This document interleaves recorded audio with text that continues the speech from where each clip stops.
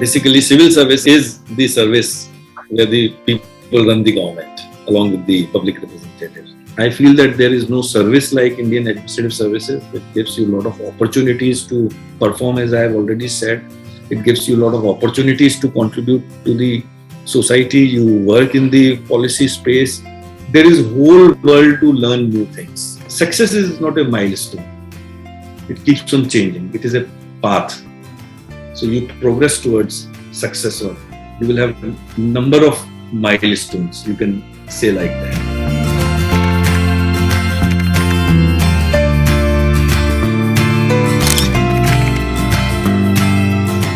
I am your host Gaurav Garg, and we welcome all our viewers to our show Amazing Mentor. Today with us is Mr. Ajitabh Sharma, an IAS officer of 1996 batch. He is currently working as Chairman Rajasthan Tax Board. In his career spanning over 25 years in Rajasthan administration, he worked in various capacities including Principal Secretary, Chairman, Secretary, Commissioner. He has also been Collector and District Magistrate. Mr. Ajitabh Sharma is a B.Tech Graduate in Civil Engineering from Indian Institute of Technology, Delhi. Under his leadership over the last few years, the power and utility infrastructure and energy sector in the state of Rajasthan have improved manifold. It's a pleasure to welcome Mr. Ajitabh Sharma to our show Amazing Mentor. Welcome, sir. Thank you, Gaurav. Thank you, all the other listeners in the audience. So tell us about your childhood and any particular childhood memory that strikes your mind when we say the word childhood.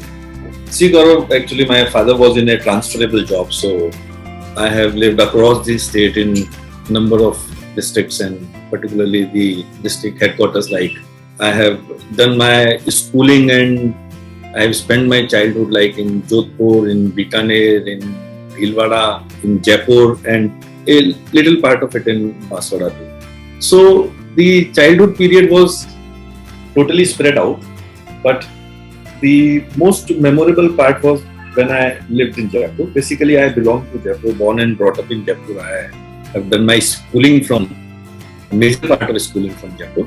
So it was a joint family, and it was a huge family. My grandfather and my father, my uncles, my grandfather's brothers, whole lineage of family. So we were a member of around 50 to 55 in a reasonably sized house.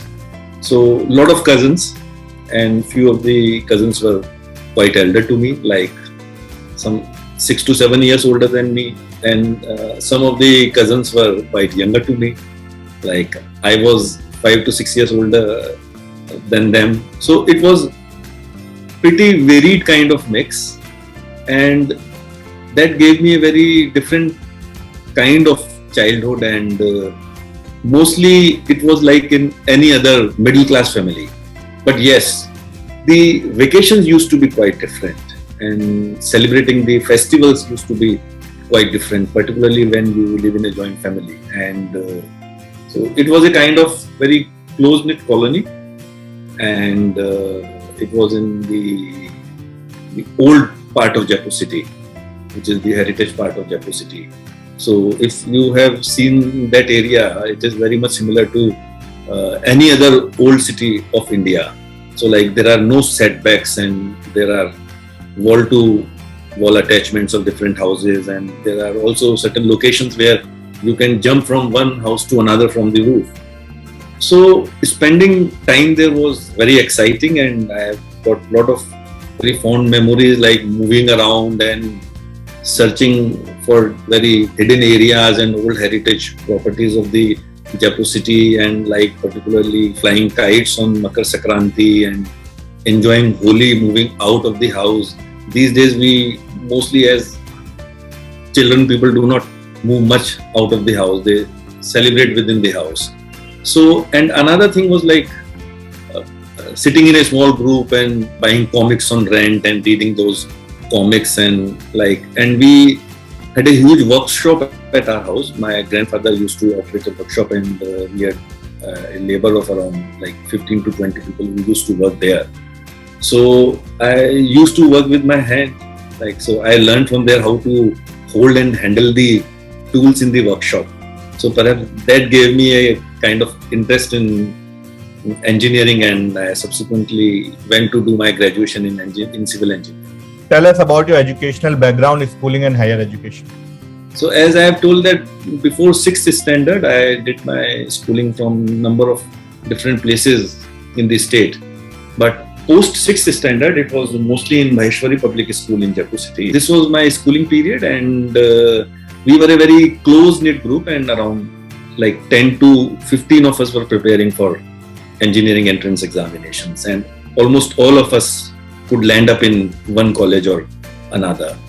And regarding college education, I went to IIT Delhi, as you rightly mentioned, and I did my graduation from IIT Delhi in civil engineering. So that was a 4-year period, and after that I started preparing for civil services entrance examinations. So what was your dream profession? Was it to become an IS since the childhood, or did it change over a period of time?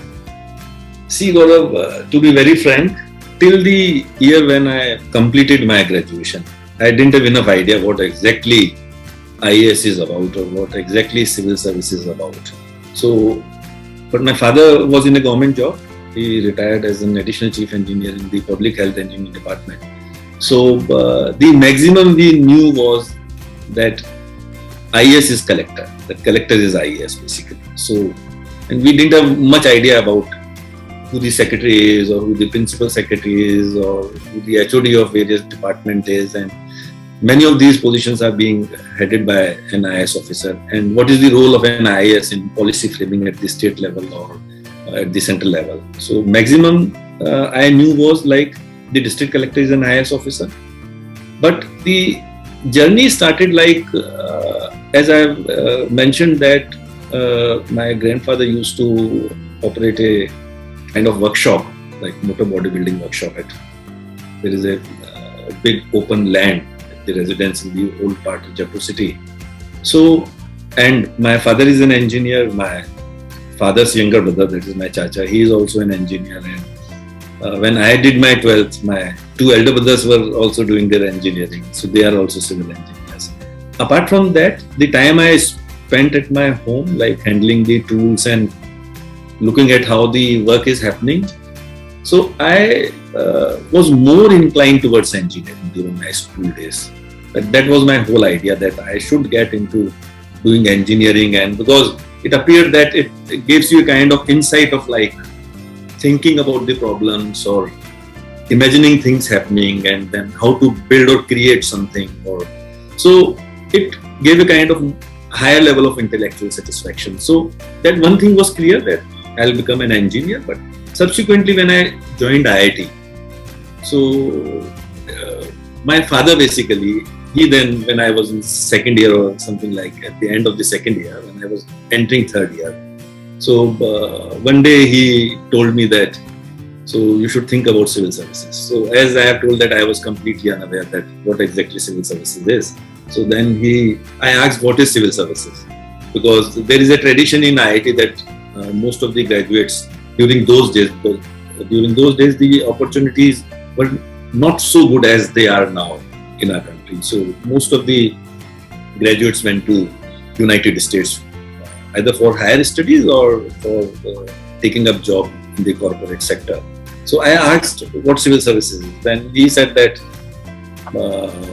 basically civil service is the service where the people run the government along with the public representatives. So I was totally, in a way, ignorant about how the government functions when I was entering into the third year of IIT. So I tried to dig a little deeper. I discussed with my colleagues and my batchmates, and as you know, in IIT there are a lot of people come from different states. So like people from Bihar and UP, they had fairly good idea about what exactly IAS is. So I spent some time, like around 5 to 6 months, in understanding what exactly this is. And then my father was slightly insistent that we should try this and you can make into it. So it is a very tough exam, but considering my performance in the school and the first 2 years in the IIT, so the things happened like that. So when I got into my final year, so by then I had a fairly good idea that what exactly civil services are or the Indian administrative service is. So, but even till then I was in a double mind that whether I should go abroad or whether I should take these exams. So, I don't know, it was a coincidence or what exactly happened was that in the final year, when we were appearing for our campus interviews, so as my father was in a government job during those days, so SAIL had come to pick up engineers from Steel Authority of India Limited. SAIL had come to pick up engineering graduates. So SAIL had a good profile in those days. It was a kind of very big public sector undertaking, and to get a job into Steel Authority of India Limited, we used to consider it as a very good opportunity.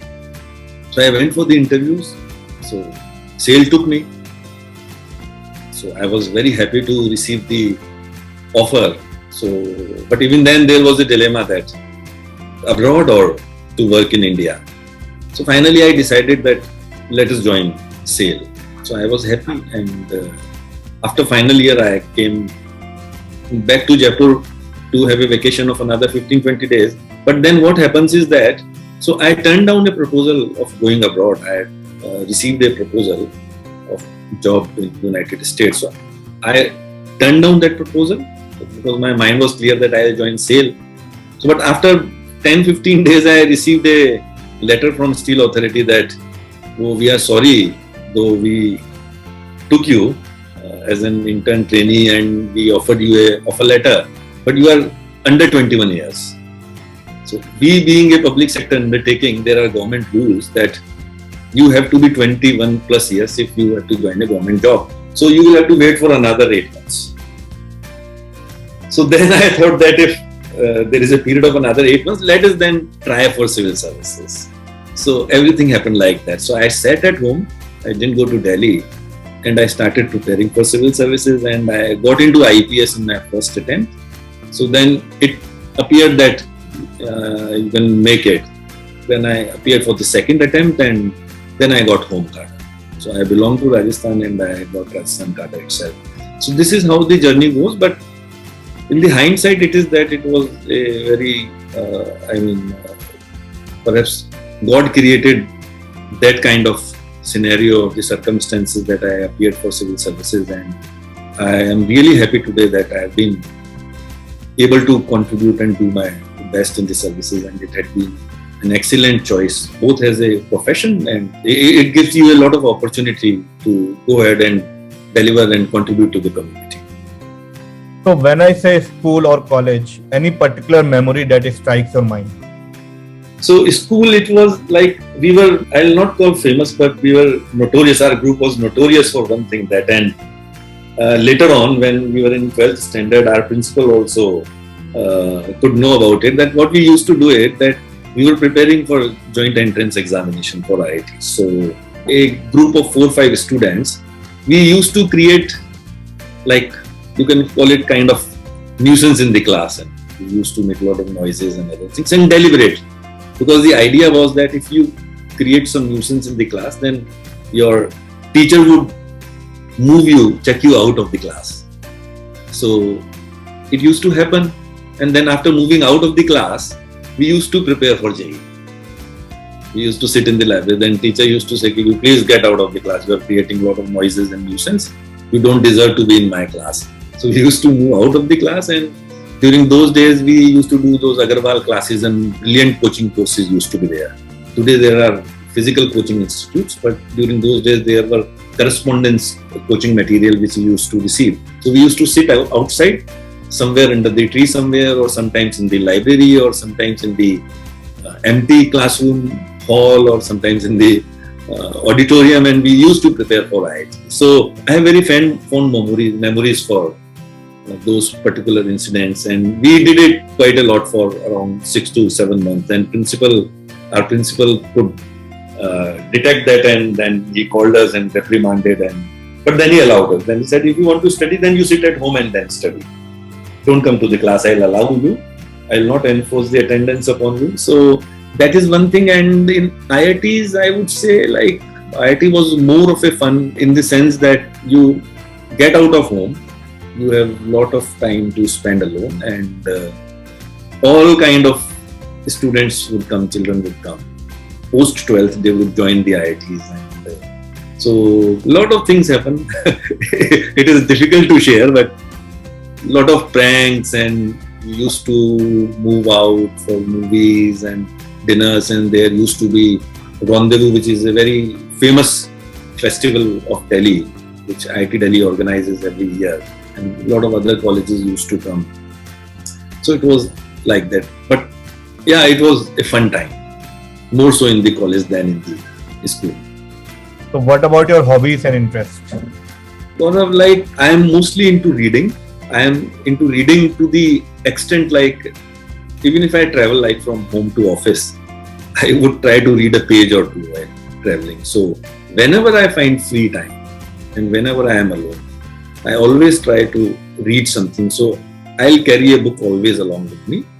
If I am traveling out of town or if I am traveling out of home, there is always one. And I read both kind of stuff, fiction and non-fiction. In fiction, it is mostly crime fiction, like investigation. And so there are thrillers like, and my favorite writers are like Tom Clancy and Earl Stanley Gardner, who writes about the actual legal courtroom cases, and then Patricia Cornwell, James Patterson. So I am fond of reading of that category. And in non-fiction category, I read more about like the sustainability issues on water. On water, you have ample number of very good books written there. What are the water challenges and what different countries are doing? What is the history of water resources being developed by different countries, and about the hydraulic civilizations. And I read a lot about energy issues and like climate change and other things. So I am into both reading of fiction and non-fiction. That is one of the biggest hobbies. Second is I love watching movies. So both Hollywood movies and Indian movies. I have a close group of friends. So my interest lies there also. We discuss when we sit and we try to discuss on other issues, our old memories, and there are topical issues which are going on. There are a lot of different kind of narratives on different issues which are going on in the country. So I try to spend good time with my friends also. Old friends, not the new friends, like the childhood friends and school friends, and some of the college friends are also here in Jaipur. So my most of time gets spent there, the spare time. So when you compare your life with the colleagues who have passed out from IIT and have settled abroad, and you as an IAS officer, what major difference do you see? The initial years were sometimes little difficult in terms of, because there are n number of things. Because when you get into IAS, the initial 7 to 8 years are little difficult in terms of the facilities you get or the support system which you can provide to your family. So, but in the long run, I feel that there is no service like Indian administrative services. It gives you a lot of opportunities to perform, as I have already said. It gives you a lot of opportunities to contribute to the society. You work in the policy space. But on the other side, like a lot of my IIT colleagues are settled in United States. So they are in academics, they are into deep industrial research. A lot of IIT batchmates own their own companies. They are like big business tycoons, some of them. They are in billions of dollars. Many batchmates are in India also. They are in other civil services, like they are in police service or revenue service or forest services. They own their own business here also. So one thing is there that most of them are doing reasonably well in whichever field they are, whether they be in academics or business or government services. And most of them are by far have been contributing quite a lot. But now at this juncture, like after 25 or 27 years of doing your graduation, though we passed out in 89, largely almost all of them are well satisfied with the profession they selected. But you always see like the grass is greener on the other side always. So when you compare, like, so if you interact with people in like who are settled in United States and who are handling big businesses, so you always feel that they have got more freedom to perform, to work, to deliver, to multiply their efforts. They are more visible in their own field of or the area. But for us, it sometimes becomes difficult. And the kind of ecosystem in which we as civil servant work. So this is a different kind of area. It is a different kind of arena where you have to put in your effort and perform. So sometimes there is a feeling, but at the end of the day, what counts is that whether you are satisfied or not. So there are different points of satisfaction for us. For them, there are different points of satisfaction. But when you sit along with them and then discuss, they will say that certainly being an IAS is a big thing and you are better placed. So, but that notion mostly comes from the point of view of having more so-called power. So, but that power is basically how you yourself feel. I have never felt myself to be powerful in terms of my creating facilities for myself or gaining more perks for myself. But I, yes, certainly feel more powerful in terms of leveraging my skills in delivering more and more.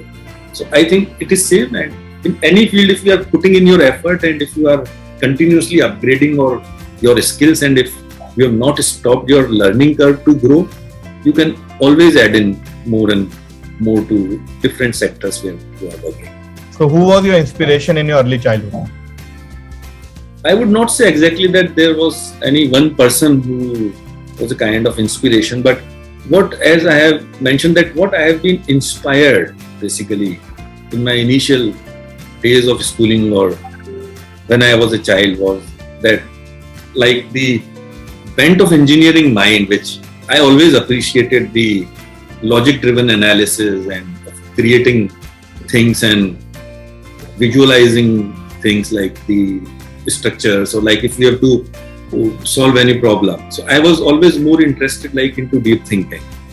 So that kind of culture which I had in my home and my surroundings. So that was a big inspiration. I saw people actually working with their hands and creating things like how to fix up the automobiles or how to construct a body on the chassis of the automobile.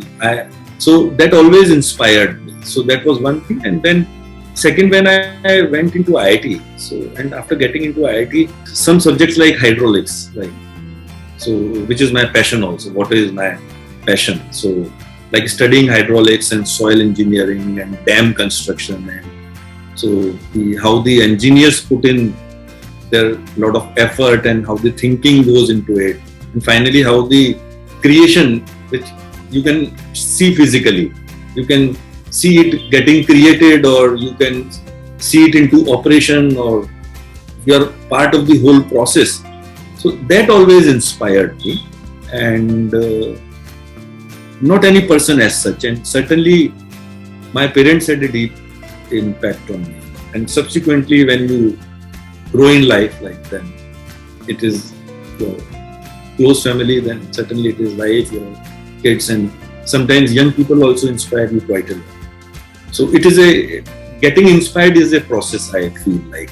So you read a lot many of things. I get inspired by reading quite a lot, like particularly the non-fiction, like how the researchers have been working and how big projects, the big irrigation projects were conceived and how they have come up.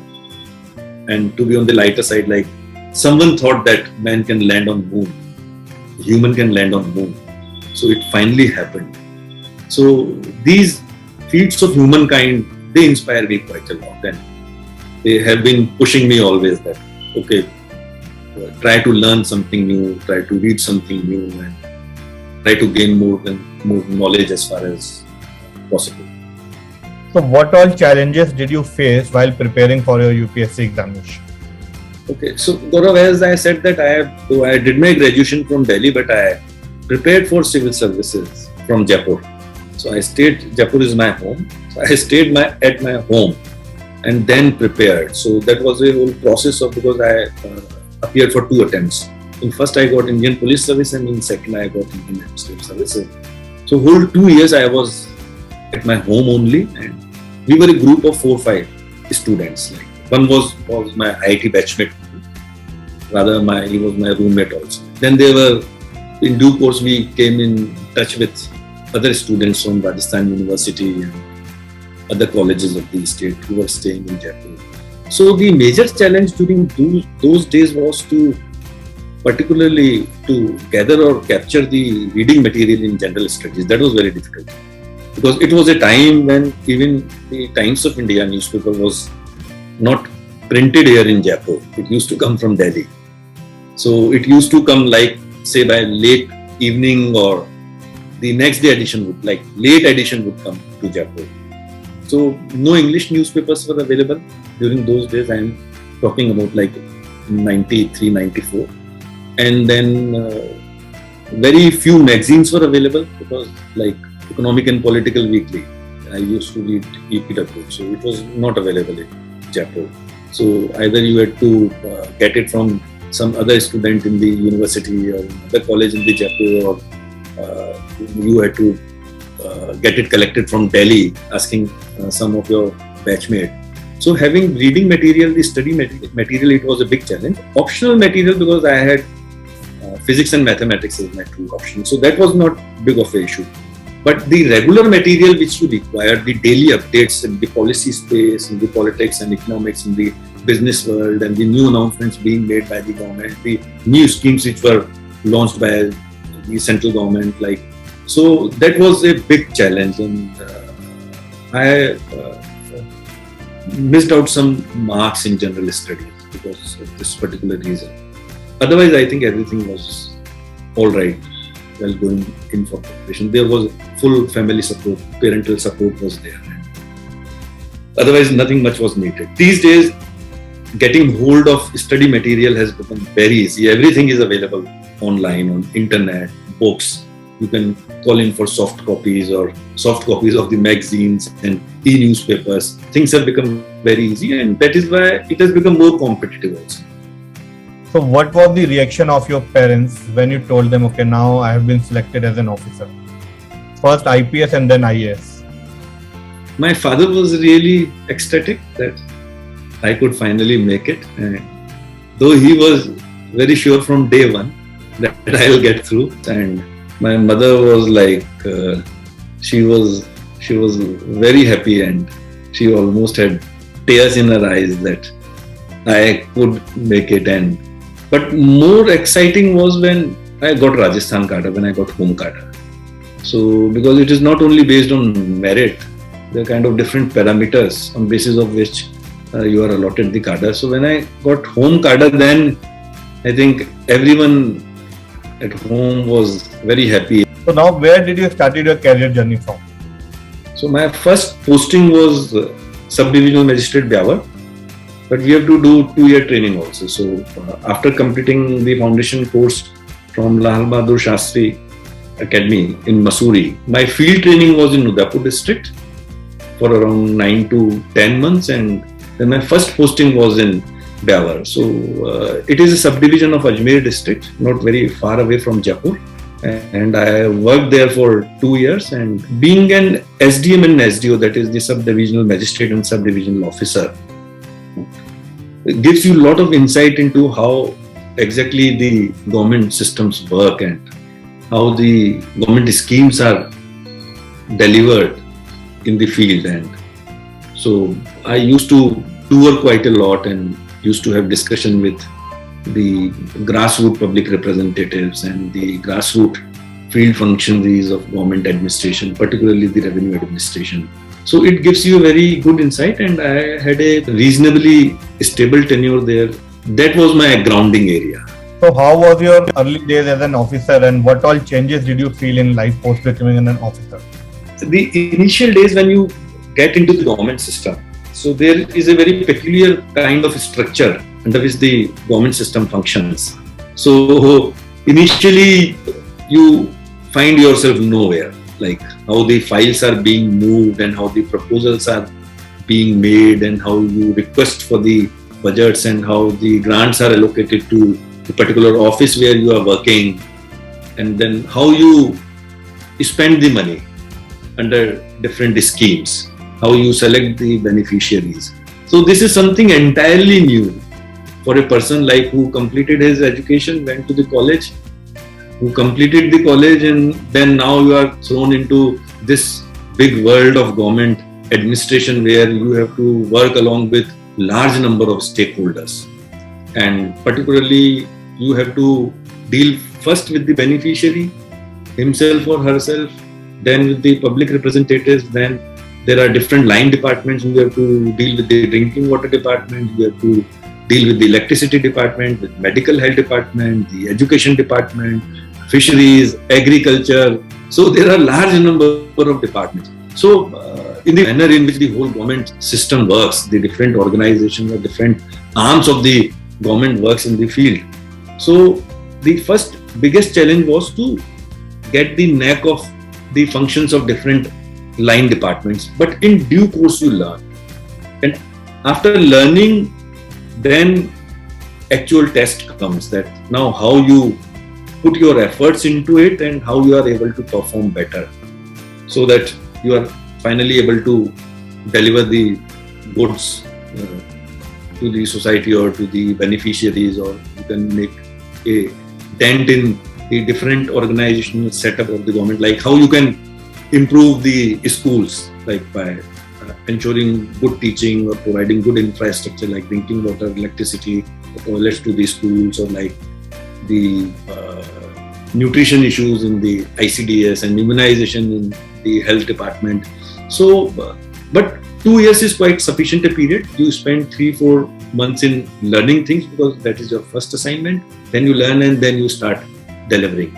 And after that, when you become either, I became CO Jilla Parishad after that. So now you are handling a district, not a subdivision. So that is a focal point where you have to interact with the Panchayat Raj representatives, the elected representatives. And you prepare a district level plan and then you implement it, then you discuss and debate and engage with different stakeholders, and then you become district collector, then you rise up in the above in the administrative hierarchy, you become secretary. So whatever you learn, whatever were your experiences, so they all help you in now devising the policies or changing the policies, modifying them, to evaluate the policies. So I think the manner in which the service is being structured is reasonably good, but you find a lot of constraints. You have to change yourself also. You have to learn new things. You have to learn new skills. You have to learn negotiating. You have to learn convincing people about the right things. Because on the face of it, in the short term, sometimes people would feel that this is not the right decision being taken by the collector or the sub-divisional officer. But you have to convince them that why in the long run this is the better thing to do for the development of the area, or why this is the right thing to select the beneficiaries in such manner, and why in certain cases that we are not able to perform or deliver. Why? Because government is also constrained by both capacity and the capacity in terms of the HR which is available with you, the human resources which are available with you, with the institutions along with which you work, and constrained as regard to the funds or budget which is available. So you have to do best within these, working within these constraints. So you have to convince these things also. So a lot of like, it is not only about managing the budget, or it is not only about spending money. It is more about convincing people, selecting the right beneficiaries, so that you are, at the end of the day, you are able to get the best outcome of in whatever constraints you are being asked to work or you are working in. But you learn in due course about all these things. So what all departments have you handled in your course of career? Okay, like apart from working as district collector, like I worked as district collector in 5 districts. But when you talk about departments, I would like to mention a few. Like I have worked in the water resources department, I have worked in energy department, chaired a corporation. I was chairman of Rajasthan Renewable Energy Corporation. Then I have worked in social justice department, and I have spent a lot of time in the mines and minerals department. I have worked in the revenue department, that is land revenue department. I had few stints in the finance department too, both at the level of the HOD, and I have worked in the secretariat finance department also. So what's that one thing you love about your profession the most? Indian administrative service, like it gives you a lot of opportunities. my point is that everything depends ultimately that how do you want to utilize those opportunities to perform and deliver. And it is not at all a cakewalk. Like you come to your office, you sit in your chamber, you dispose the files which come to you, that anyone can do. So if you are into that mode of working and functioning, then you will be doing the routine work. But IS gives you the opportunity to actually go beyond the mandate, understand the issues, the real problems. It gives you opportunity to like devise your own solution sometimes. Maybe not in terms of the schemes which you can devise in the initial period of service, like in the initial 10-15 years, but how you can redesign the implementation of the scheme, how you start monitoring these schemes differently, how you engage with people. You can actually go into the field and sit along with the beneficiaries, the villagers or the people living in the urban areas if it involves urban issues, and you can really make an impact. You can bring in a lot of change in implementation of these schemes. And another thing, at the later stage in the service, like currently I am at the policy level, having spent around 25 years in Indian administrative services.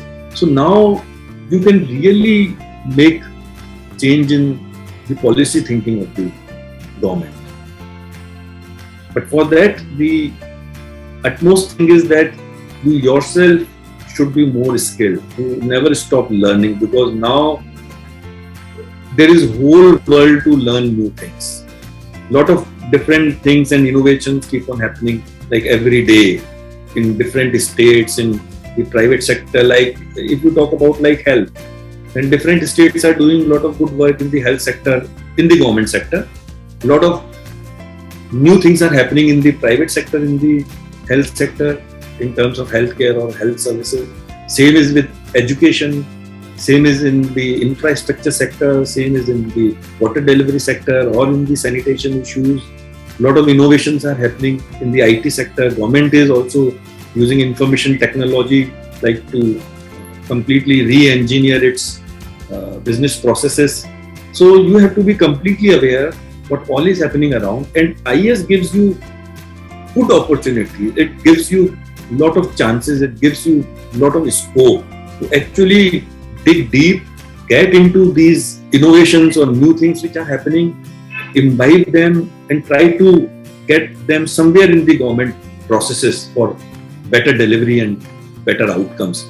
I don't think any other service provides you with such kind of opportunity. So that is the best thing. And you interact with like varied kind of people. You interact with academicians, you interact with industry experts, you interact with public representatives at the highest level, you interact with a lot of different organs of civil society, like you interact with NGOs, you interact with voluntary agencies which are working, say, for like sometimes for a period of 10 and 15 years, and who have been highly instrumental in bringing a lot of changes in number of public policies which have been finally announced by the government both at the center and at the state. So it is a big canvas. There is a lot of scope in this service. So that is the best aspect. You never get bored. So there is a time you are in the energy department, there is a time you are in the mines department, then you are in the social justice department, you are in the education department, and when you get into a new department, like I always take it as a challenge and I try to learn about the sector to the best possible extent. And so that learning process itself is very exciting. I find it very exciting. So who is your mentor? See, again, like what inspires you. So my answer lies there only, what inspires me. So my mentor, and what I personally feel is that you are very lucky if you find some person as your mentor. But these days, information, knowledge and wisdom is so ubiquitously available. Like it is available everywhere. You have got a lot of literature, a lot of information on the internet, on the web. All colleges and universities have their own websites about what is the latest research going on. Then there are a lot of industry organizations, a lot of industry research is going on. Then there are a lot of organizations who are into public policy research. So I consider like this whole gamut of information which is available as my mentor. So, and then a lot of experts are there. Say for example, you are in the revenue department. So then you will find maybe some officer or maybe some public representative, some minister in some state who spent a lot of time in that particular sector and brought in a lot of changes like in terms of the land reforms in that state. So for that particular aspect, that person may become your mentor. So sometimes you read a good research paper, some good case study in some particular sector. That particular literature would become your mentor sometimes. But my point is that ultimately now you know what you are doing, like you are on the right track or not. If you are open to discussion, you are open to information and knowledge which is coming to you, if you respond to that knowledge, like if you asked me number of questions in last half an hour. So for certain things, you will be my mentor. So I'll pick up 1 or 2 points. So it is more like that these days. Because every person has some kind of limitations. I have a lot of limitations, you have a lot of limitations. But I have certain points which are my forte. Like I am strong in these particular points. You must be strong, maybe in terms of knowledge or taking decisions, considering the situation or circumstances in which you are put into. Sometimes your juniors or subordinates becomes your mentor, like how he or she handle that particular law and order situation. So they are the person to look up to. So it goes more like that these days.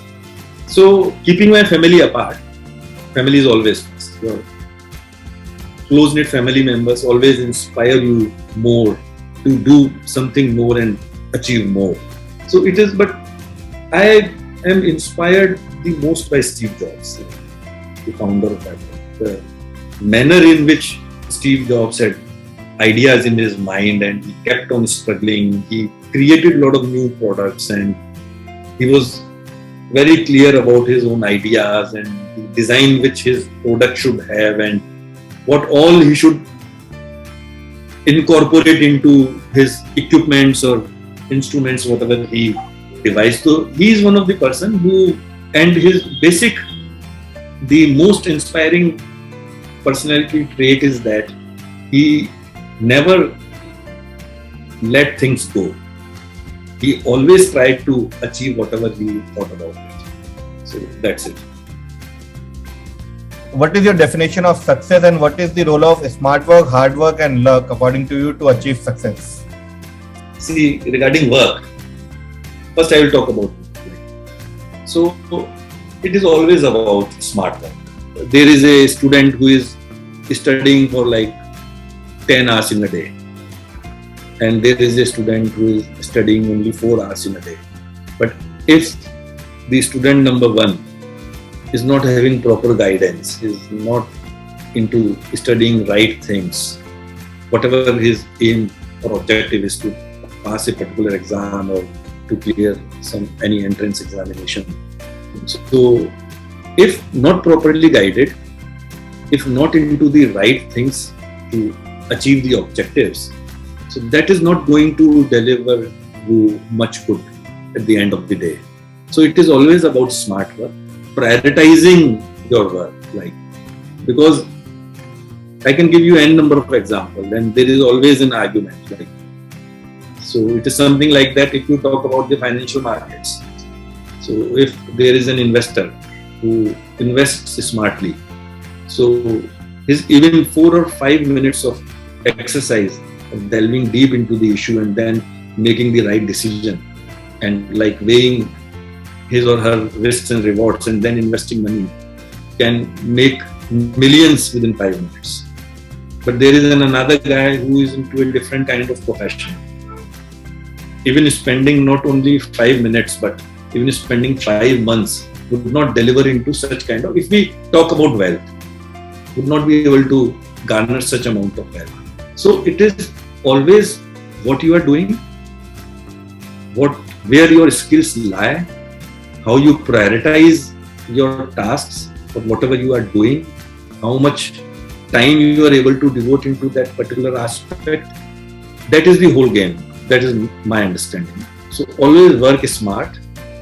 Hard work would come subsequently. Sometimes we keep on doing lot of hard work, but we are not able to achieve the objectives like that. So it is about work. I always believe in being more smart because like even in the government system, like if I want to work 15 hours a day out of 24 hours, so even 15 hours would be too short a period for me to do everything. But ultimately then I have to prioritize that these are the 5 or 10 most important things where I should be focusing more, and these another 10-15 things I can leave it to my team or to my subordinates to delve, where my thinking has to go, where my time has to go. It is always about that. That is my understanding about how to prioritize work and how to work smart. One. Number two, regarding success, so what I feel is that success is not a milestone. It keeps on changing. It is a path. So you progress towards success, or you will have a number of milestones, you can say like that. So like when you are in 10th standard, so your success is that if I score 90+% in my board exams, I am a successful person. So if you are in 12th, if I get into like IIT or medical college, or if I am able to then do my CA, or if I am able to subsequently do my MBA or master's post-graduation, so that is success for me. Getting into IAS, so okay, you have got into IAS finally, so that counts as a success for me. So the definition of success, the criteria keeps on changing. So it is always what you are aspiring to achieve. So success is not a single milestone, it is a path. And on that I would say that success also has like two different categories. What you consider success in your personal life and in your work life. So in your personal life, success is ultimately that how happy you are, how satisfied you are. So that is the most primary thing which one has to think. If at the end of the day doing n number of things, having best of the positions, being known as the most popular person, or if you are famous on media, or if you are famous otherwise, like famous as a good officer, or if you are a powerful person, but if at the end of the day, if you are not satisfied and if you are not happy, then it is not a successful life. So if you are happy, if you are satisfied, if you are able to fulfill your responsibilities towards the family, towards your extended family, or towards the community, that is what I call success in personal life. And when you move out of personal life, in the work life, ultimately, what impact you have been able to make in the society, into the community, that is your success. So even if you are very intelligent, if you are hardworking, if you are working 15-16 hours in a day, you are in your office, you are trying to dispose of things, you are like, even if you are sitting at the most powerful positions where you can actually make things happen, but if you are not able to create impact into your organization or into the society. Say for example, like if I am like currently heading the tax board, like I am Chairman Tax Board. So if I am not able to actually understand the issues, I may be disposing like 20 cases every day, sitting in the bench, hearing to the counselors, the advocates, and then finally disposing the matter. If I am not able to understand the issues and give the relief to the needy, so then it is not a success. Maybe in terms of numbers, so it is fine that I have been able to perform, but ultimately the whole ecosystem for which I am working, like I have to dispose the tax related matters, I have to understand that whether the tax demands or the penalties being imposed have been unnecessarily raised or created whether there was any kind of fault of the dealer or the industry. So that is the actual impact. And if I am only disposing 5 cases, but if I am able to do true justice with the work, that is the impact I am creating. So it works that way in all the departments in the government system. So if, like I am in the, I was Chairman Renewable Energy Corporation. So if we came out with a good policy which was very well taken by the investor community, and a lot of investment has also come into the state, and another big chunk is in the process.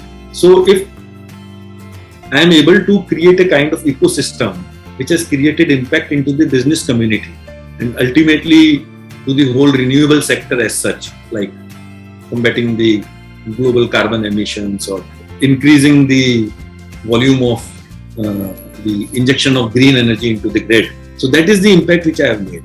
So that is the true definition of success according to me. And you, like, another point is that you should, at the personal level also, you should be growing every day. Like, ultimately you have to keep on learning, you have to keep on growing, gaining new skills, and then utilizing those skills both for your like personal success and making more impact wherever you are working.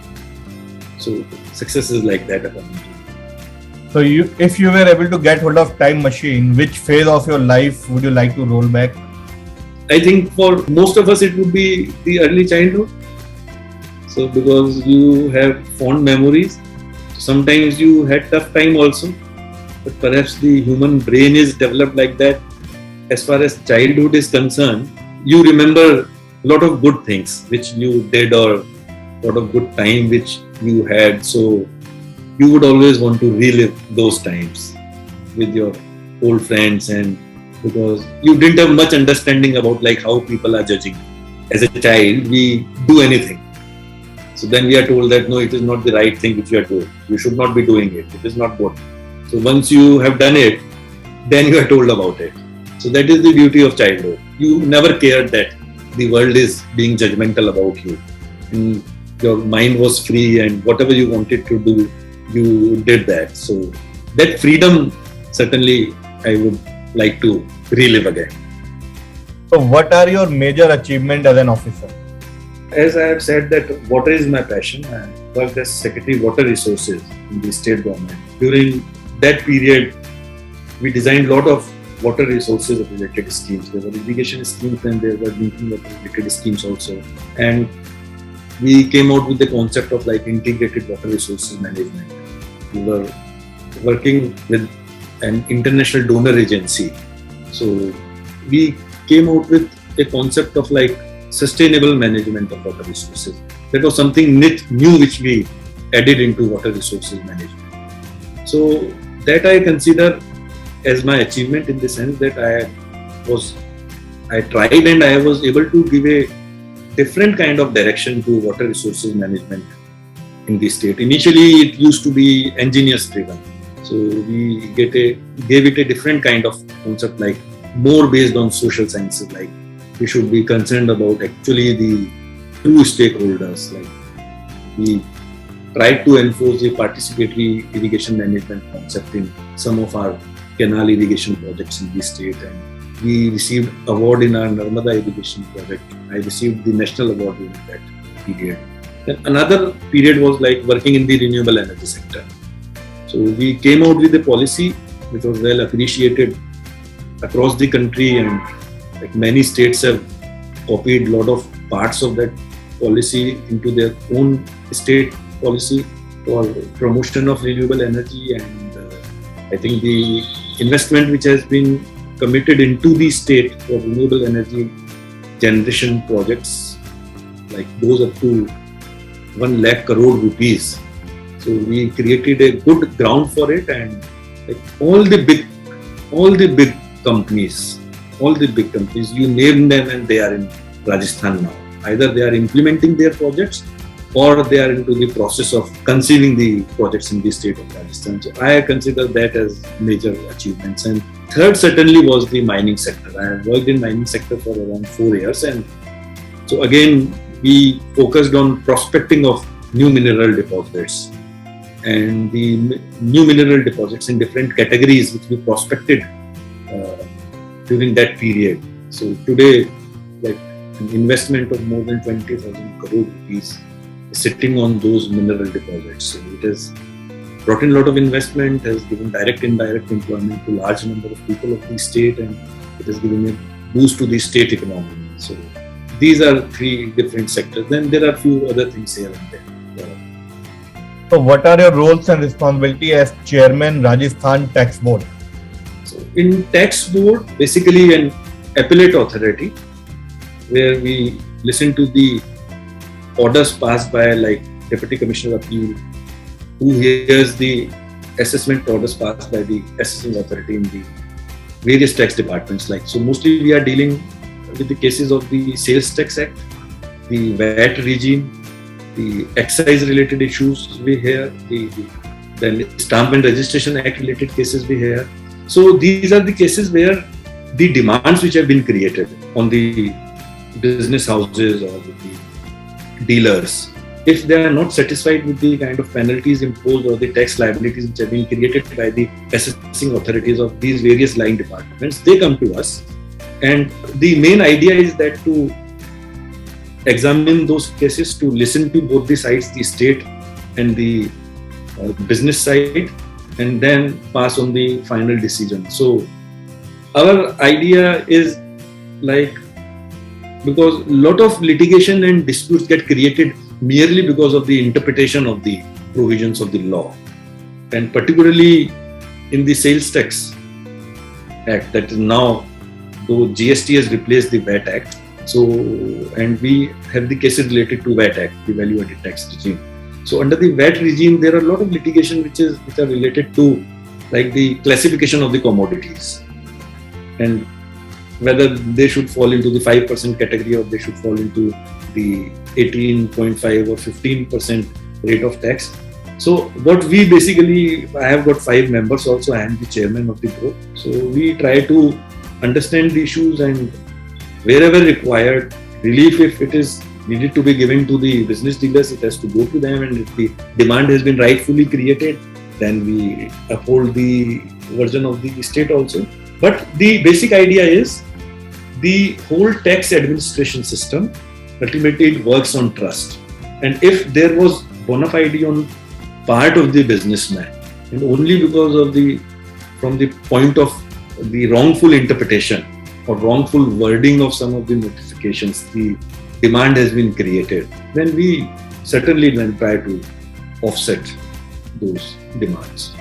So you have worked in various capacities, including Principal Secretary, Chairman, Secretary, Commissioner, Collector and District Magistrate. Which one was your all-time favorite and why? Working in field is interesting from a different perspective, that you engage with a lot of people, you engage with different line departments, you engage directly with the citizens, both in the rural areas and in the urban areas, and you get to know about why sometimes the government schemes fail in the field. So you learn about, that is your first-hand experience, and you get an opportunity to implement these schemes better. That is interesting in a different manner.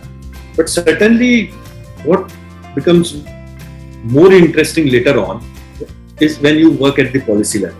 So as I have mentioned that I have really loved in working in the water resources sector, in the energy sector, in the mines and mineral sector, which are the, like when you talk about water sector. So water sector is again an all-encompassing sector. Water as a right is very important for livelihood, for drinking purposes, for your residential or domestic use. Water is very essential even for the industry. So it is very important for the economy as such also. It is very important for agriculture. Energy again. Energy also has varying kind of impacts in different sectors of the economy and the society. So these are the sectors where if you are able to bring in any kind of positive change, then these sectors have got huge impact, socio-economic impacts. So that was these three sectors like water, energy and mines. I found them to be very exciting, and we had been able to do a lot of good things also into it. Because working at a policy level, then you are able to make a larger impact. Working in the field like as district collector or CEO Jilla Parishad, you are able to create an impact only in a small geographical area. But that gives you a very good learning experience. So what was the most challenging task of your career? One category I would define is like when you have to work under constraints, it becomes very difficult. Like I was district collector in Badmer district, which is a border district with borders Pakistan. So it was hit by acute famine when I was district collector there.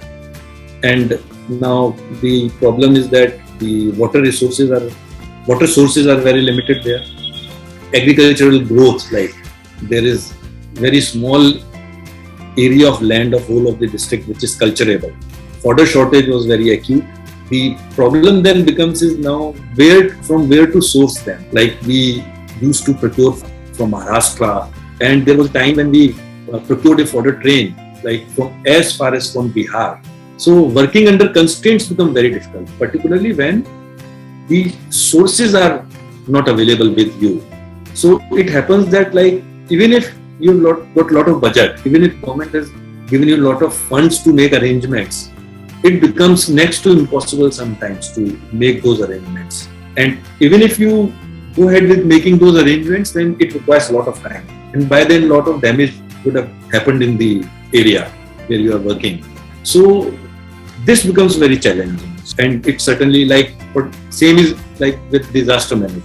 But ultimately with good teamwork and having good negotiating skills, you are able to surpass those obstacles and finally deliver. This is category 1. Category 2 is like what I personally feel is that sometimes it becomes difficult to convince your higher ups for things which you feel that they are the right things to be done.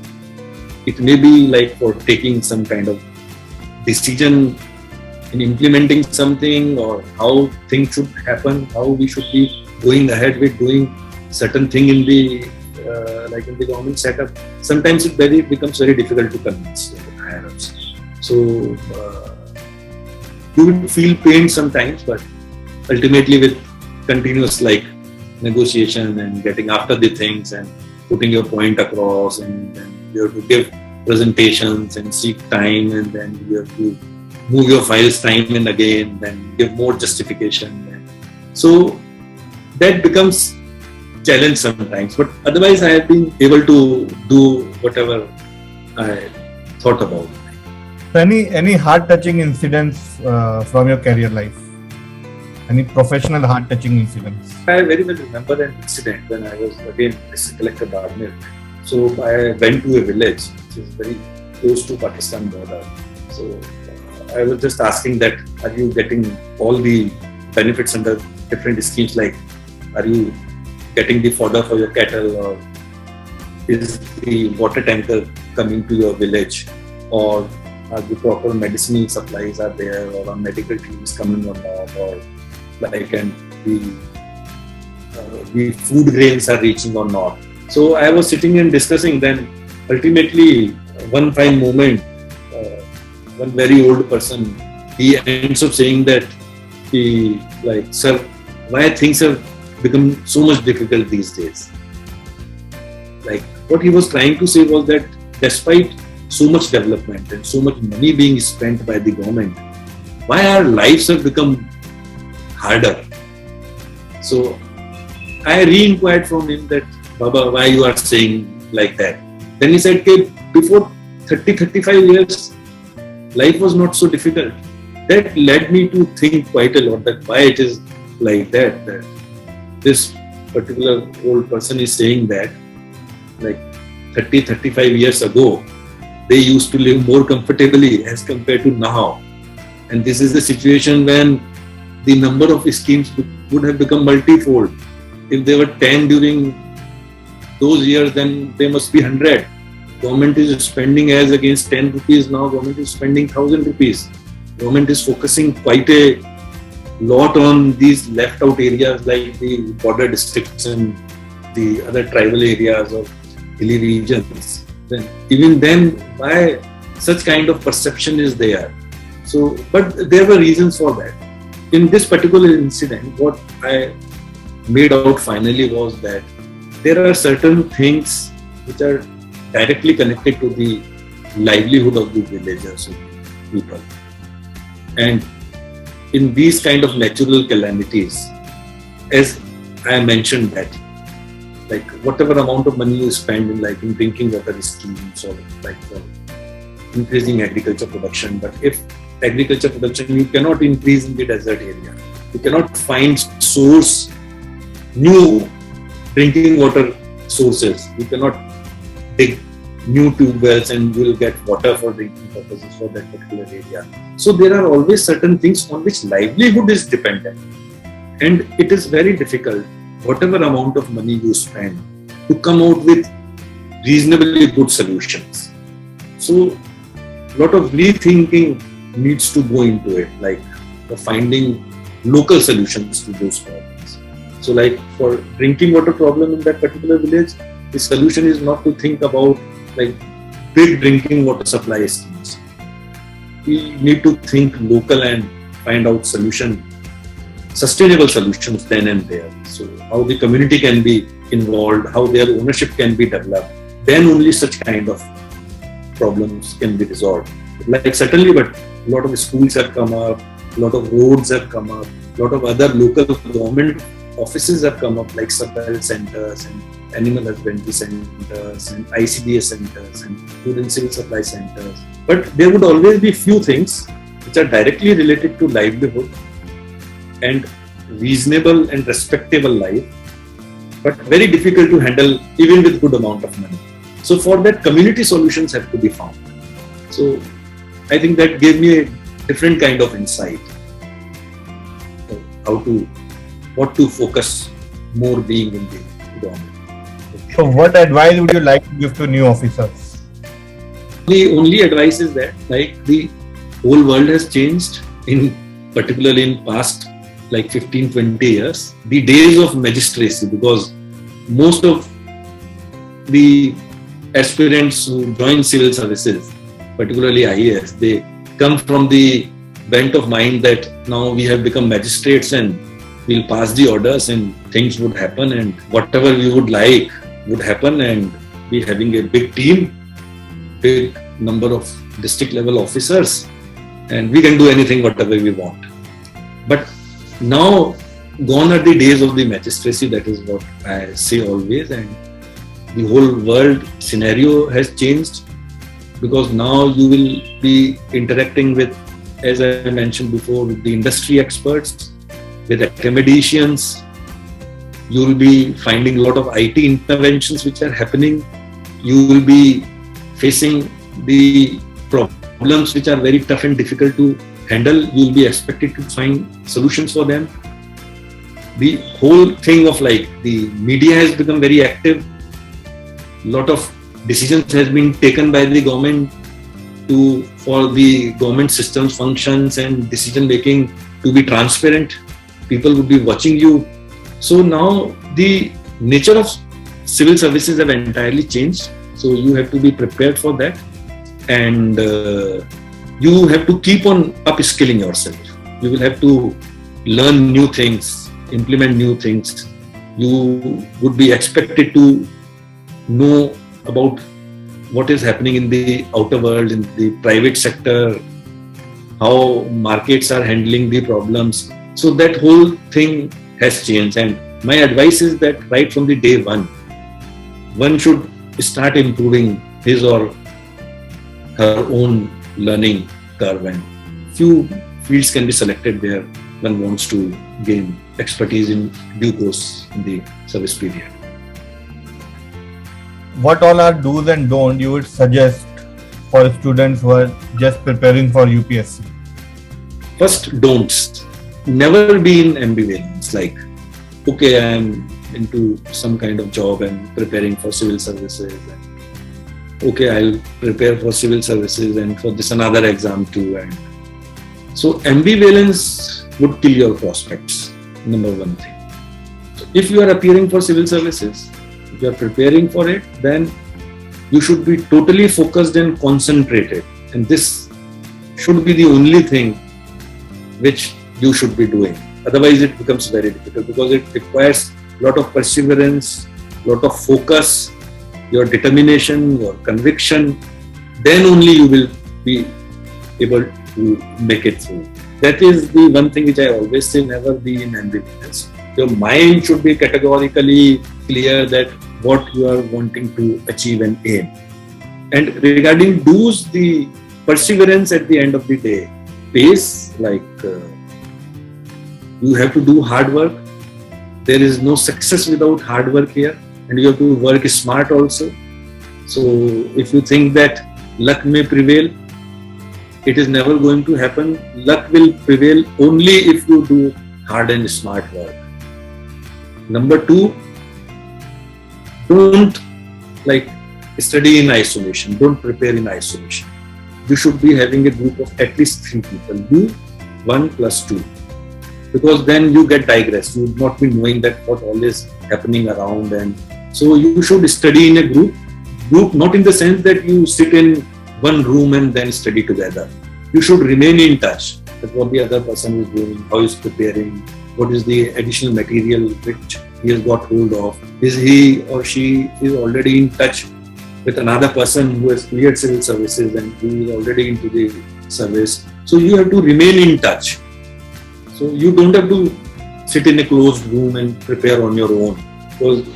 So like what I used to do was that every day 4 or 5 of us, we used to meet for half an hour or 45 minutes and used to discuss what all we did in the whole day, during the whole day. Like, so I studied this, and then someone else would say that I studied this from there, and so it revises you also. So when you study on your own and when you discuss, so the retention level is higher when you discuss with some another person.